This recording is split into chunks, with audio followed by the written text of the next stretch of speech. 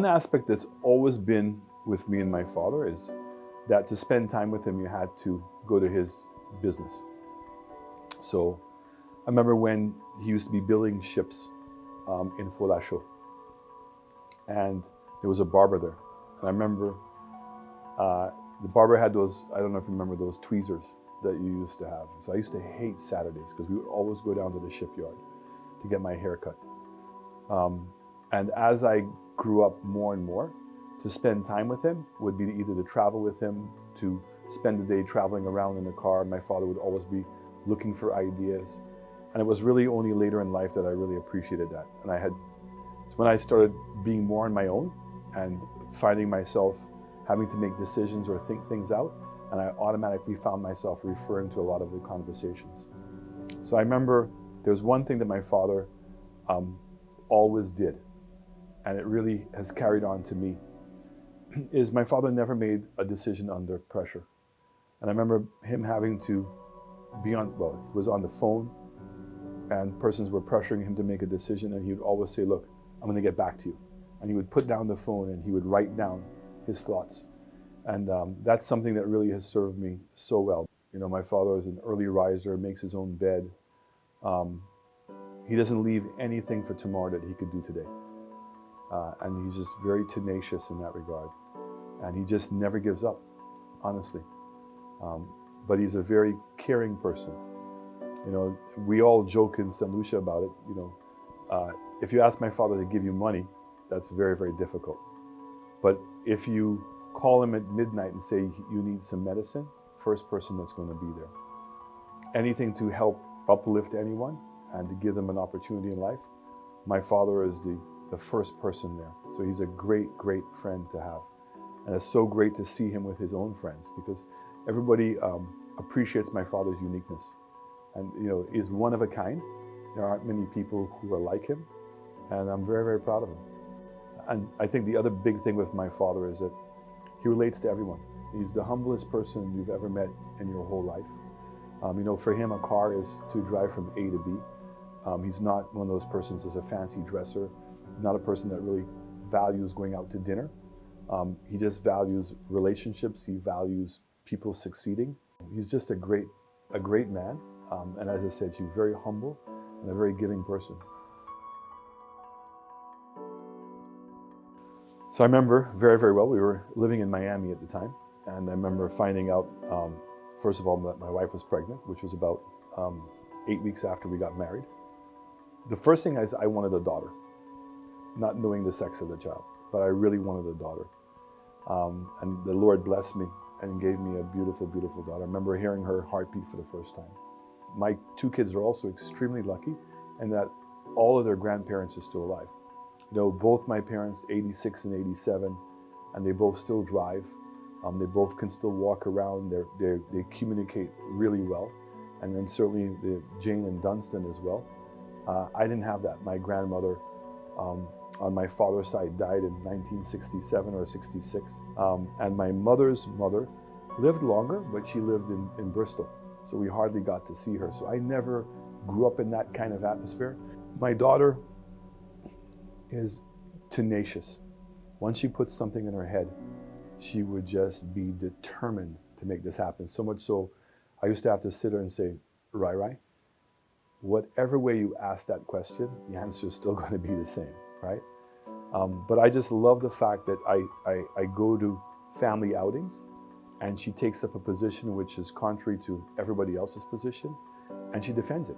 And I think that both my kids, we wanted to make sure if there was one gift that we gave them, it was self-esteem.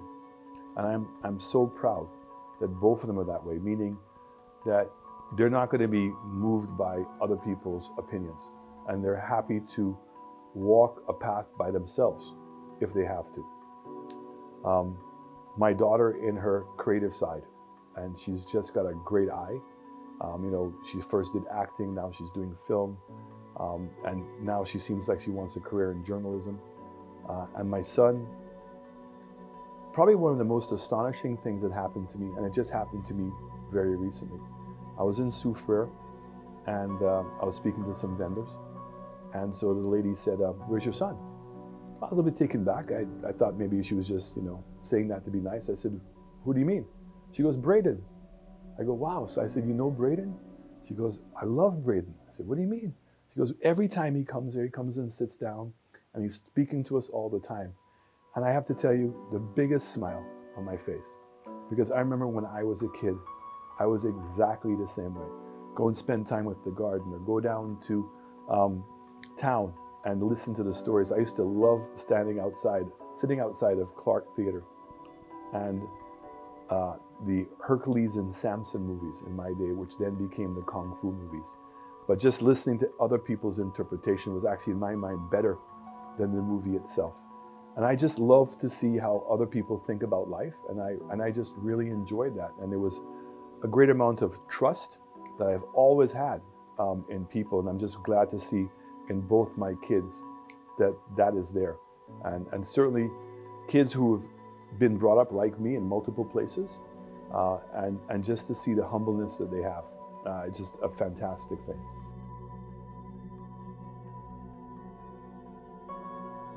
I have met some of the most amazing fathers, and certainly like me, I was always smiling when I had my kids, and taking them out on different places, and the attention that they pay to their children. So there's some fathers out there, a lot of them, that are doing just an amazing job. I would like to probably say to some of the men out there that, maybe take it lightly about having a relationship with a woman, and more importantly, when you bring somebody else into life. This is a very special gift that God's given us.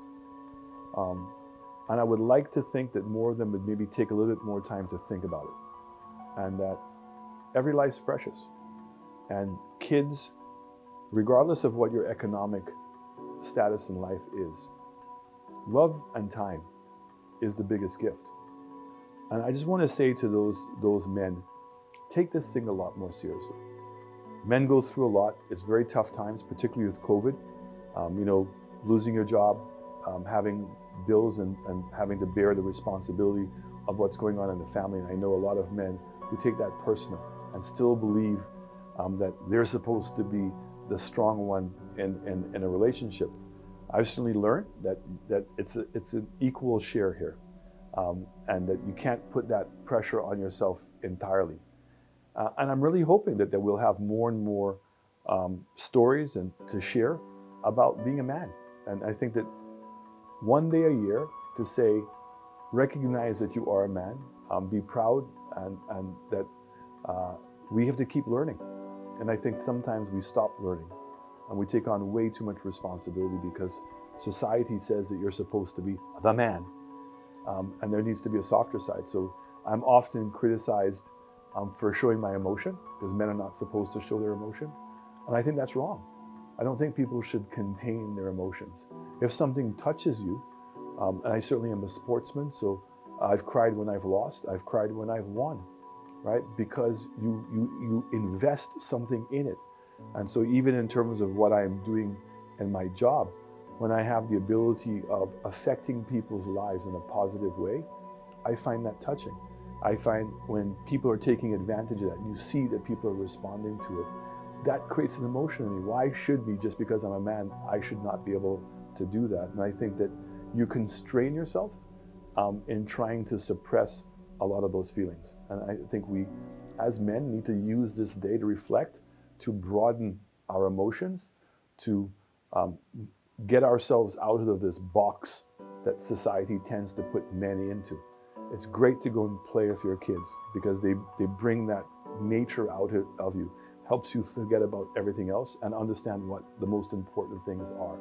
So playing with your kids, taking care of the kids, doing chores around the house, we should not feel any lesser of a man by doing those things, but celebrate the contribution that we're making and becoming more balanced in our own lives. A lot of the things my wife doesn't like, so if she's at home, to go to the grocery store and pick up something for her, remembering to bring the coconut water home. Don't always do that, but taking the kids out. So there's a time in the weekend where my wife just likes to be at home, and that tends to be Fridays. So I would come home early enough to take my kids to the marina or take them to some other restaurant and leave her at home. And she would take a hot bath, and then she would watch all of her Hallmark movies.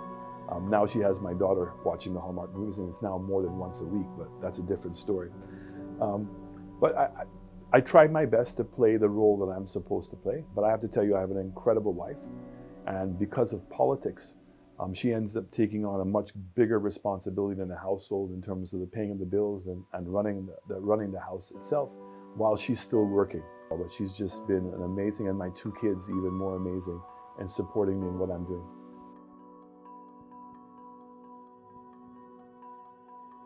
First of all, I want to thank my father for the gift of life that he's given me.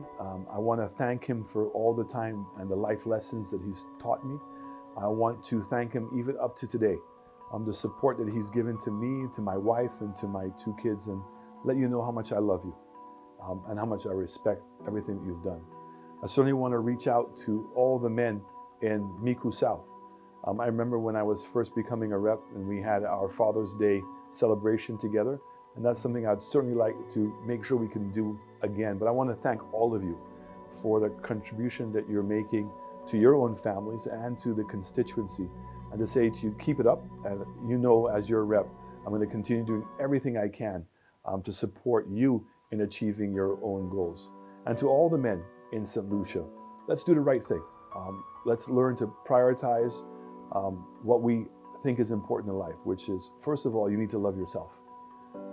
You also need to love your family, and being able to also take on the responsibility of helping us develop our country. We have a long ways to go. And certainly if persons take the attitude of that the country has to give to me without understanding that we are still in a time when we have to contribute to our country in order for it to give back to us. So again, to all of you, happy Father's Day, all the blessings you deserve.